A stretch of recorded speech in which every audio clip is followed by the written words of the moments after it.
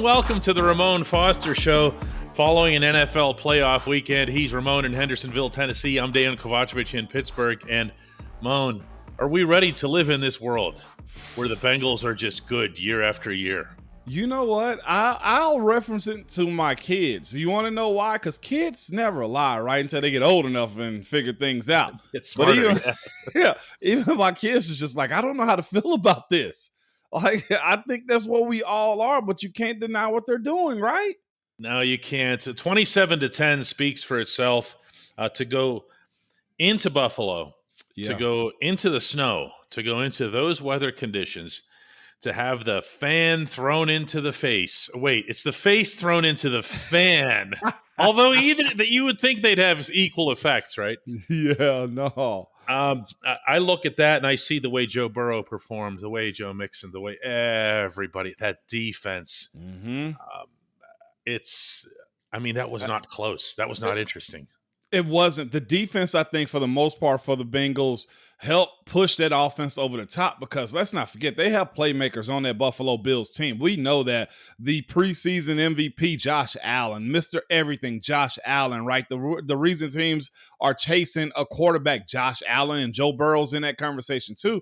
But the defensive coordinator for the Bengals pretty much shut all of that down. They got to the running backs. They got to Josh Allen. This is a take of mine that I have while watching that game when it's good on good in the playoffs. Josh Allen needs to have a conversation potentially with Ben to figure out if I'm going to be a gunslinger, how do I start picking and choosing when I'm going to start firing off? I watched what Cincinnati did to him, DK, and I said to myself, geez, he has some gunslinger in him, but the method in which he's operating, he can't find his guys. It make it almost seem to me like he is a guy that's, I won't say drawing up plays in the dirt, but he plays like he's drawing up plays in the dirt. You understand what I'm saying? Like he gets scatterbrained a little bit when he's trying to figure it out. Yeah, I do. And I'm also reminded of the fact that other than the most recent meeting in Orchard Park, the Steelers, for the most part, had answers. Yeah. Allen, they really did. Even for Stephon Diggs for the most part. And almost all of it was related to bringing in pressure from the sides, very similar to their approach against Baltimore. Yeah, Lamar Jackson. The same thing. Jackson. Where you say you're coming in from the sides, we respect what you can do, the mobility. We're just not going to give you the entire horizontal field in which to do it. Nope. And Cincinnati had a lot of that, although they also just brought people from everywhere. Yes. And the people who weren't blitzing were still able to get through. Yep. It was I found myself marveling by the third or fourth quarter that the TV people could say anything about this. Because you're watching it and you're saying this is just nothing but football in the snow. One team is way out toughing the other. Yeah. And there's no analysis to be had here. No, I'll give you a quick breakdown of what I thought, and I told you before we came on and did this. I know we have that conversation. Coaches are safe. I think Coach Tomlin is safe. We know that. There's no hot seat to be had. But in Pittsburgh. Okay. At least as far as the Steelers go. Okay. But in your division, when you have a team that have been mostly the bottom of the barrel as far as they're competing as of late, as far as the consistency of it. When you have them, DK, go back-to-back AFC championship. It's real. And this is a what have you done for me lately league, is it not? It is. And I know we've done those similar things or gotten that close. But DK, it starts to get serious now after watching this. I don't care if we split games anymore. Things tighten up a little bit more whenever you watch one of your divisional rivals piece it together like this when you have those same opportunities. Yes, the timeline's a little bit different as far as Joe Burrow and Kenny Pickett, right? Mm-hmm. But the pressure to get to that point becomes a little bit more highlighted through whether it be offensive coordinator, coaching, whatever the case may be, DK. Me personally, as a Steeler, as a retired Steeler, I'm like, okay, something's got to happen. We can't do this. We're not going to take a back burner like that. Yeah, I mean, 2023 is a pretty significant season Yeah. for Pittsburgh's football franchise on a lot of fronts. If you don't see a stride forward, if you don't see them keeping up with the Bengals and or Ravens, we'll see what happens in Baltimore. Obviously now with and John see what Harbaugh happens in saying Cleveland. that, and you can't, this whole division. I just got to tell you, the one thought that I had predominantly, and this is so hokey and whatever, but I'm going to share it anyway, in watching this football game, was the AFC North team was going to win that matchup. That is not disrespect to the Bills or their own toughness or anything, but the Bills aren't being tested like that week in and week out. And what you saw throughout this football game was one team just through the other with it.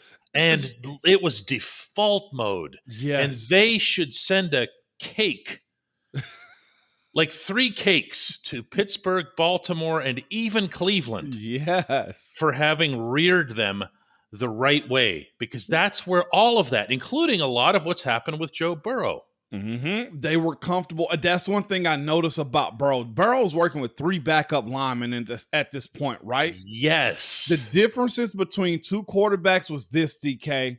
When Josh Allen got pressured, he scattered quick. And did a lot of this. And yes, he was moving his legs. He had happy feet. When Joe Burrow got pressured like that, he sat. One maneuver. That was it. One maneuver, like on the touchdown to Hurst. Oh, my gosh. No, there's a touchdown to Hurst. He makes one move to his left. That's himself, says, oh, there's Hayden Hurst. And he did the same thing to Jamar Chase, remember? Yes. He did the exact same thing to him. And DK, I looked at it, I said, that's the difference right there. Maybe it's play calling. It's the Jimmys and Joes for sure. But I think going through that gauntlet of the AFC North, it prepares you for that, man. And even the running attack of it, they're used to it. Oh, look who Joe Mixon's had to run through for years. Exactly. You think he was worried about this? You think about the rushers in Buffalo. He's like, well, it ain't TJ Watt. No. Well, it's not Myles Garrett. I mean, seriously, it's different. An AFC North team has made it back to. That was my thought.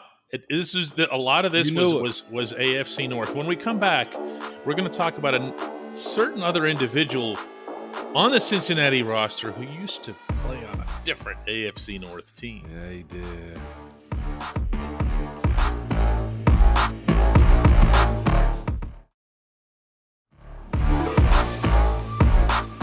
Moan, I'm going to take you back a few years to Latrobe because other people, in addition to number 73, used to exhibit a big mouth on the field at St. Vincent College. Yeah. Although yours was among the loudest. That's Hall of Fame level. It was Hall of Fame level. Yeah.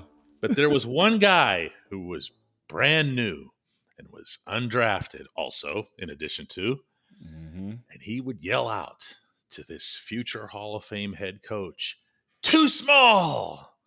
Too small!" Yeah. As he'd look over toward him on the sideline. And that was, of course, Mike Hilton. Yep. And all Mike Hilton did that camp was make plays. Yep. You can't make plays at the scouting combine in Indianapolis. You can run, you can do all kinds of fancy things, high jump, whatever else here. You can't make football plays. He did. Why? Yep. Moan, would you let him go? Why? And I asked this at the time. Yeah. This isn't hindsight. I know. Why? I know. Why? Money, thinking you have the guy behind you. And I think there were some parts of it, but Cam Sutton had to play a different role, not like the role that Mike had to play, to be fair on the decision. But you still try to make it work. But, of course, in today's NFL, you get an opportunity to bid. And in that, sometimes you get outbid for what you think that position is valued. But I get where you're coming from. How? It's not about slot corner. It's not about positions and where they're valued. If they had him under the roof and they understood that the position that he played in Pittsburgh is the same position that he plays in Cincinnati, which is that of playmaker. 100%. 100%. And you find this guy all over the field in different positions. He was the leading tackler for that team today. 2 quarterback hits, other pressures, and did he get a sack? Was it a sack also? No, not a sack, but a TFL. Like, this is a guy that will, as you like to say, and we do too, puts his face in the fan, play in and play out. The size aspect of it, right, DK? His measurements weren't going to blow you off the charts, right? None of them. The running, the speed, the anything, the leaping ability, nothing. But he was the Bengals' leading tackler in their most important game.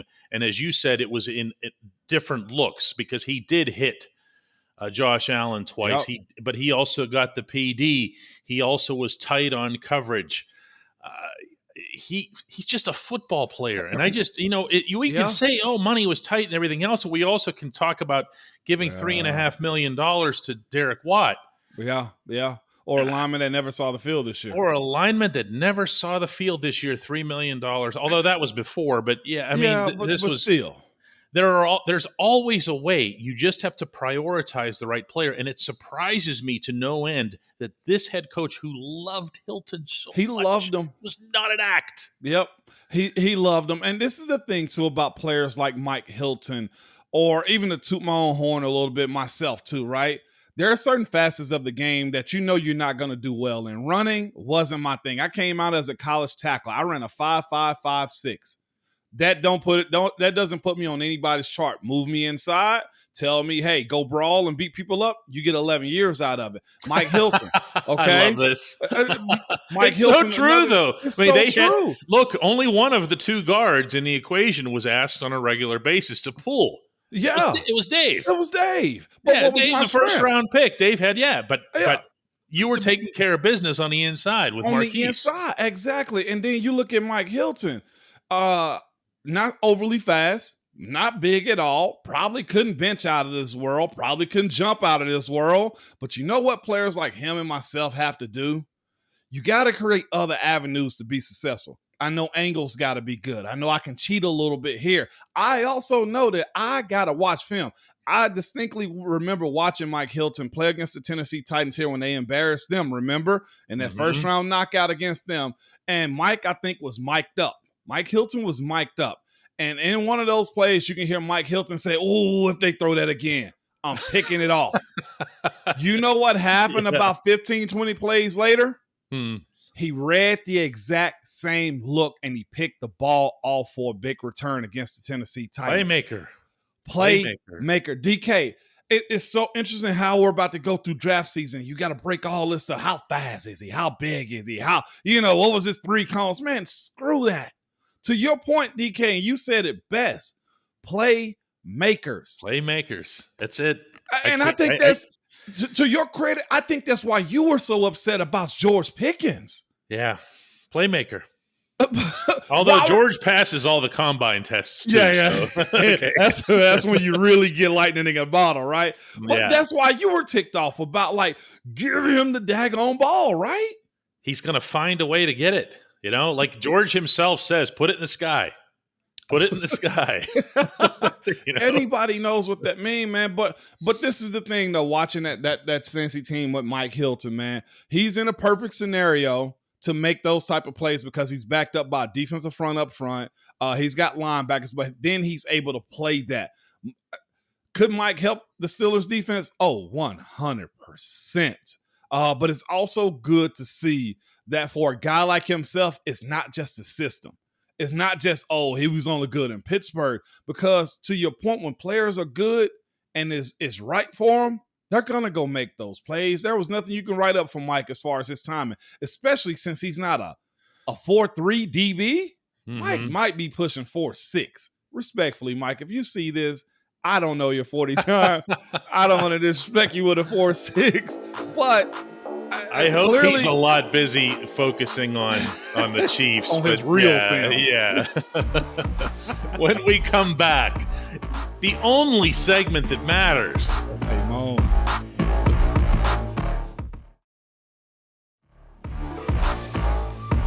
Welcome back to the Ramon Foster Show, and the only segment that matters. It's brought to you every day by the Get Go Cafe and Market, where quality is at the core of every menu item. 3 expert chefs fine-tune every detail so that every sub, burger, salad, wrap, drink, and app is crafted for what they refer to, cleverly enough, as craveability. Order your favorite entry at the Get Go Cafe and Market today.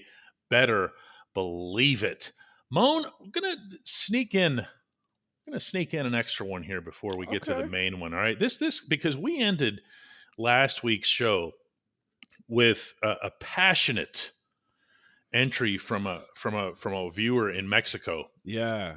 And remember that we were just kind of guessing that he was from Mexico? Yeah. He's from Mexico. I saw that. Okay. I saw it. He actually was. Yeah. And told us we don't understand how big the fandom is there. And I appreciate you checking us on that. That's it. So Craig Gardner sends something to us where he says, "Hey, Moan, do you guys really comprehend just how international your broadcast is? I'm watching from, I believe this is pronounced Cuenca, Ecuador. Oh, wow. And I watch after taking my dog out in the mornings. I grab my coffee. I make my way to the TV room. And I love your takes and insight. Never miss your program." Okay. Now, Moan. Yes. Before we get to the question, we need people to subscribe to this channel. Oh, yeah. And there's a little red thing that shows up next to your name in the comments so we can tell who you are. And I have threatened to send Moan after you. I can't wait. I'll come in laughing, but it won't be a smiling situation, okay? It makes a big difference to the program. Yeah. Subscribe to the DK Pittsburgh Sports channel. You'll find it on there. It's free. It costs nothing at all. And it also makes sure that you get alerts whenever we do have new shows here. And don't be prideful about subscribing. I subscribe to stuff, man, that I'm like, I subscribe to that, but you know what? I understand what it means too. Yeah, it makes a difference to it makes a difference to the people putting it together, including this program itself. We're at about 500 short of 20,000. 20K. Come on. Let's run it up. There's way more than 500 people watching this right now. Dan Finnegan says, "Hey, Moan, does it annoy you when folks call the Steelers colors black and yellow as much as it does me?" Oh, it does, because I know there's a difference. You know when that changed? I know. 2010, when Pittsburgh's own Wiz Khalifa made the song. Yep. I've had people that I've just had to be like, you know what? I'm not about to argue with you. Well, it's the Saints that's black and gold. No, it's Pittsburgh that's black and gold. The black and yellow is commercial. That's what it is. Wiz had an ultimate run with that song and still does to this day. Yeah, still does to this day. It does irk me somewhat hearing it being called black and yellow. No, it's black and gold, and it needs to be upheld that way too. You know, the lyrics to the song, if you look at them, you listen to what it is that he's saying. He goes with the you know what it is, and there's a rhythm to it. Okay. Yeah. And the fact that he says black and yellow, black and gold doesn't have any rhythm that works with that. I'm just sorry, black and gold. Okay. It doesn't. But on top of that, here's the thing. Yeah. He could get away with it because he's from here. Anyone else had tried that crap, it wouldn't have flown. Yeah. Okay. This is totally generational. Let's not pretend that it isn't. Okay. That's true too. It's totally generational. And there's some race and whatever. But change it, but just calling it like it is. But this is no one in Pittsburgh is going to refer to it as black and yellow as the colors. No. They're just not. We have Pittsburgh Gold. It's called Pittsburgh Gold. Yes. 100%. And it's not even yellow, by the way. It's not. And that's the thing about it. Closer to like orange or something. The people I got upset with was fans of like other teams. Yeah. That's what got me to your point. Like Wiz gets away. He is Pittsburgh to the core of him. Oh, yeah. Okay. Never shies away from it. So he can get away with it. And I think the song in itself put Pittsburgh in a different realm when it come down to exposure like that. So he gets a pass. Anybody else, other fan bases? No. It's black and gold and respect it that way. Yeah. I mean, seriously, count the blessings here. Pittsburgh hasn't had this wealth of musical stars that have come from here. Okay. I mean, Christina Aguilera is from here. God bless her. She sang anthems when she was a child at the Penguins games and so forth. Oh, wow. From Wexford. That's great. We had Snoop Dogg wear, a Pirates hat and Penguins. We had Chuck D from Public Enemy, who still wears nothing but a Pirates hat. Nice. Although I'm sure Chuck thinks it's a Public Enemy hat at this point. When you have these things, and especially when they're done respectfully and tastefully, just embrace it, man. It's great. It makes us look. Let's be honest here. Way cooler than we actually are. You know what? We'll take it though, DK. Right? We'll take it. Who's the other? Taylor Swift's also a Western PA girl. She is, but I think she claims. She's actually her. I never heard of that. She actually lived in Hendersonville, where I live now. A bunch of country music stars are PA, I think, and Mac Miller. West Reading. Yeah. That's the other side of the state. Reading, PA. Yeah, that's way. Yeah, okay. No wonder I didn't. Born in Pennsylvania. Yeah, but no, if you're too close to Philly, you are not Pittsburgh. That's fair. But if you think about who we've put out, it's still Donnie Iris. It's still, the Iron City House Rockers. I mean, we are who we are. The Silencers. We're, For the youth, though, we cannot, and I mean not DK, not mention Mac Miller. Oh, yeah. I'm sitting here thinking to myself through the whole thing. Who are we forgetting? Yeah. And Mac Miller, the late Mac Miller gets respected by having his Party on Fifth Ave gets played every time the Penguins win.